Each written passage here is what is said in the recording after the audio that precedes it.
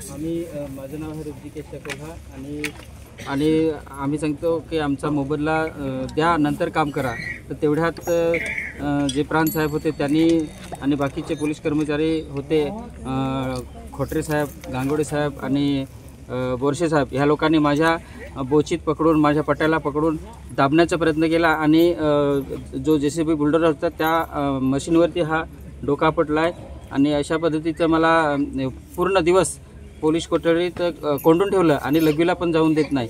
तर हे एक गुलामगिरी किंवा हुकुमशाही चालली, तर तसं नको व्हायला. आणि आम्ही हे बिऱ्हाड घेऊन या ठिकाणी बसलो की आम्हाला न्याय भेटत नाही, म्हणून आम्ही पिढ्यानपिढ्या कसतो, त्याचा आम्हाला मोबदला द्या, नंतर काम चालू करा.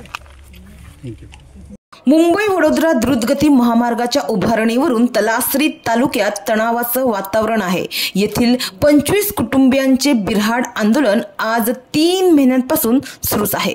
मात्र आता येत्या 5 मार्च 2025 रोजी जिल्ह्यातील प्रशासन या कुटुंबियांना बेघर करणार असून तशी नोटीस प्रशासनाने येथील ग्रामस्थांना दिली आहे. यामुळे या कुटुंबियांमध्ये चिंतेचं वातावरण आहे. बाधित घरे आणि झाडांच्या मोबदल्यापासून अनेक कुटुंबे वंचित असताना आता या कुटुंबियांना बेघर करण्याची नोटीस देण्यात आली आहे. या 5 मार्च रोजी येथील गावकऱ्यांना तेथून हटविण्यात येणार आहे. मात्र यामुळे आता हे गरीब कुटुंब जाणार कुठे? शासनाने या कुटुंबियांचा विचार करून काही तोडगा काढला आहे का, हे 5 मार्च रोजी कळेल.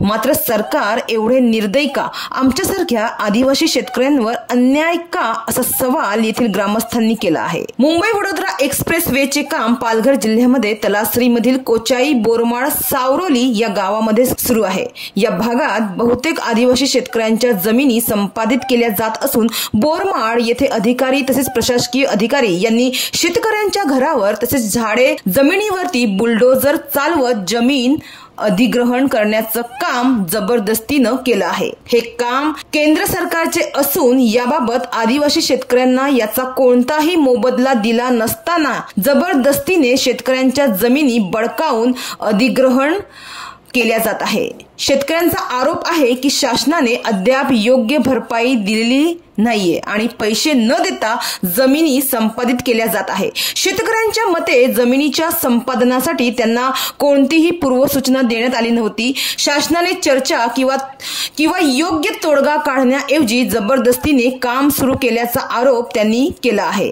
या पार्श्वभूमीवर परिसरात तणावाचं वातावरण निर्माण झालं आहे. शेतकऱ्यांनी मात्र आपले हक्क मिळेपर्यंत बिऱ्हाड आंदोलन सुरू ठेवण्याचा निर्धार व्यक्त केला आहे आणि 3 महिन्यांपासून सुरू असलेलं त्यांचं हे बिऱ्हाड आंदोलन आजही सुरूच आहे.